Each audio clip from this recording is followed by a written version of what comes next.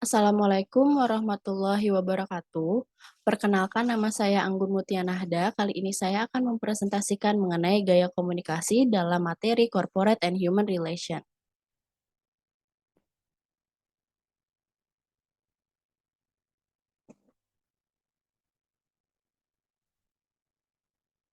Yang pertama ialah gaya komunikasi.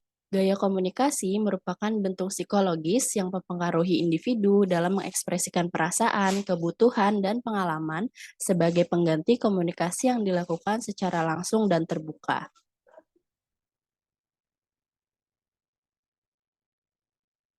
Gaya komunikasi menurut Allen tahun 2006, gaya komunikasi adalah cara seseorang dapat berinteraksi dengan cara verbali dan paraverbali untuk memberi tanda bagaimana arti yang sebenarnya harus dipahami atau dimengerti.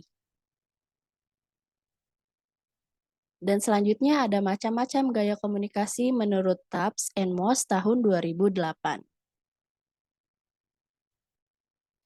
Yang pertama ada the controlling style, yang kedua ada equalitarian style, dan yang ketiga ada structuring style, yang keempat ada the dynamic style, dan yang kelima ada relinquishing style, dan yang terakhir ada withdrawal style. Nah, yang pertama ini ada the controlling style, gaya komunikasi yang bersifat mengendalikan ini ditandai dengan adanya satu kehendak atau maksud untuk membatasi, mengatur perilaku pikiran dan tanggapan orang lain. Orang-orang yang menggunakan gaya komunikasi ini dikenal dengan nama komunikator satu arah atau one-way communication. Dan yang kedua, ada equalitarian style. Aspek penting gaya komunikasi ini ialah adanya landasan kesamaan.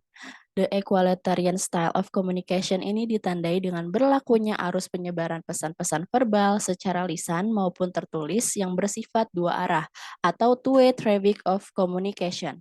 Dan yang ketiga ialah the structuring style. Gaya komunikasi yang berstruktur ini memanfaatkan pesan-pesan verbal secara tertulis maupun lisan guna memantapkan perintah yang harus dilaksanakan. Pengirim pesan lebih memberi perhatian kepada keinginan untuk mempengaruhi orang lain. Dan yang keempat ialah the dynamic style. Gaya komunikasi yang dinamis memiliki kecenderungan agresif karena pengirim pesan atau sender memahami bahwa lingkungannya berorientasi pada tindakan. Tujuan utama gaya komunikasi ini adalah komunikasi yang agresif, komunikasi yang bertujuan untuk merangsang penerima pesan agar melakukan sesuatu dengan lebih baik. Dan yang kelima ada the relinquishing style. Gaya komunikasi ini lebih mencerminkan kesediaan menerima saran, pendapat, ataupun gagasan orang lain daripada keinginan untuk perintah. Meskipun pengirim pesan mempunyai hak untuk memberi perintah dan mengontrol orang lain, maksud dari gaya komunikasi ini ialah pengirim pesan atau sender bekerja sama dengan orang lain. Gaya komunikasi lebih efektif untuk orang-orang dalam suatu kelompok atau organisasi yang melibatkan banyak orang, karena apa yang disampaikan oleh pengirim pesan dapat dipertanggungjawabkan.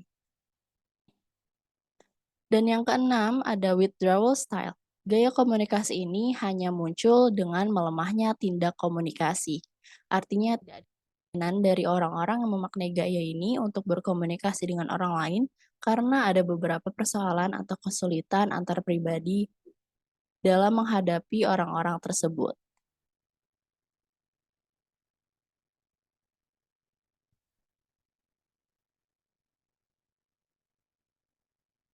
Dan selanjutnya ada faktor-faktor yang mempengaruhi gaya komunikasi, yaitu ada kondisi fisik, kendala, peran, kronologi, hubungan, konteks histori, serta bahasa. Dalam komunikasi pastinya jika ada faktor-faktor ini dapat mempengaruhi. Yang pertama ada kondisi fisik, semisal kondisi fisik seseorang tidak merasa baik, maka komunikasi atau pesan yang disampaikan kemungkinan tidak tersampaikan juga dengan baik. Dan hal tersebut dapat termasuk ke dalam kendala. Juga bahasa. Bahasa yang kita gunakan dalam berkomunikasi juga harus tegas dan dapat dimengerti orang oleh seseorang penerima. Karena jika seseorang penerima tidak mengerti bahasa atau apa yang kita komunikasikan, maka pesan tidak akan tersampaikan.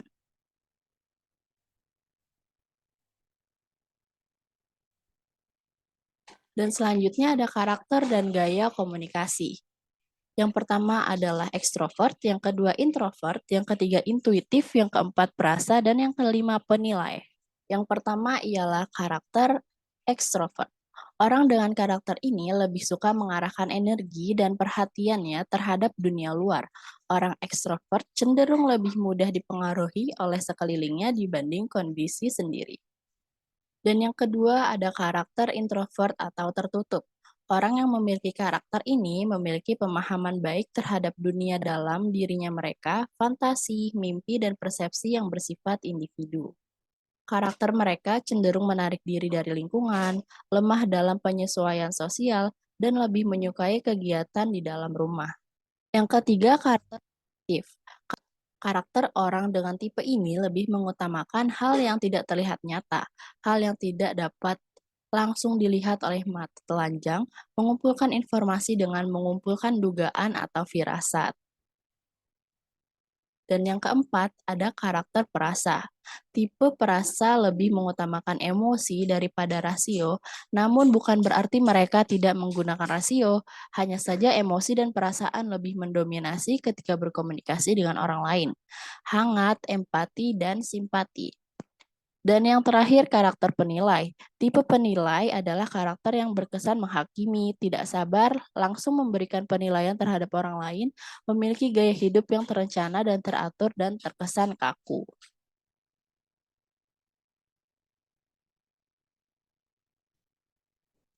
Selanjutnya ada Communication Assessment Tool atau CAT yang dapat kita gunakan untuk mengetahui karakter seseorang.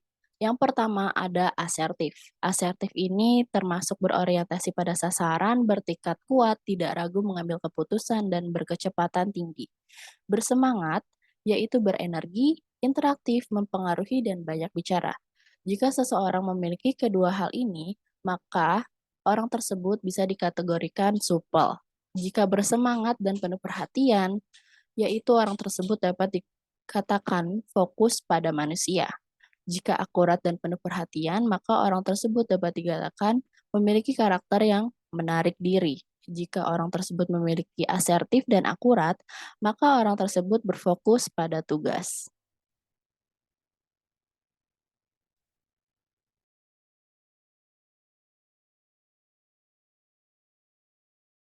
Selanjutnya saya akan menganalisis gaya komunikasi Najwa Shihab. Najwa Shihab, seorang jurnalis sekaligus presenter, aktris, serta aktivis ini lahir di Makassar pada 16 September 1977. Keterampilan dalam hal berbicara dan membawakan acaranya, yaitu Mata Najwa, seringkali membuat para tamu undangan diskakmat oleh pertanyaan-pertanyaan menohok beliau, yang membuat Najwa Shihab sendiri memiliki ciri khas dalam berkomunikasi.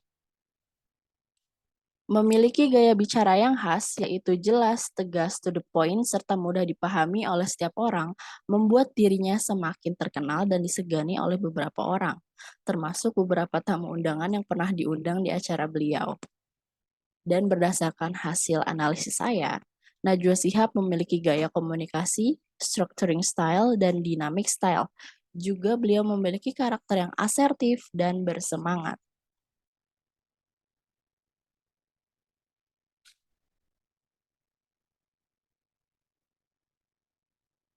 Dan kesimpulan atas materi kita kali ini ialah, sebagai manusia yang dikenal sebagai makhluk sosial, sangatlah penting memiliki gaya komunikasi yang selalu kita terapkan sehari-harinya, agar segala pesan atau hal yang ingin kita sampaikan kepada orang lain atau orang yang kita tuju dapat tersampaikan dengan baik, serta pastinya dapat memiliki ciri khas ataupun branding atas diri kita sendiri.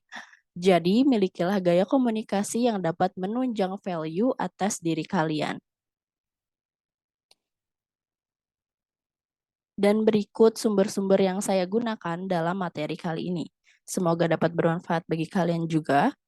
Dan terima kasih atas materi yang telah sampaikan dan teman-teman yang telah menonton. Semoga materi dan hal pembelajaran pada kali ini dapat bermanfaat bagi kalian semua.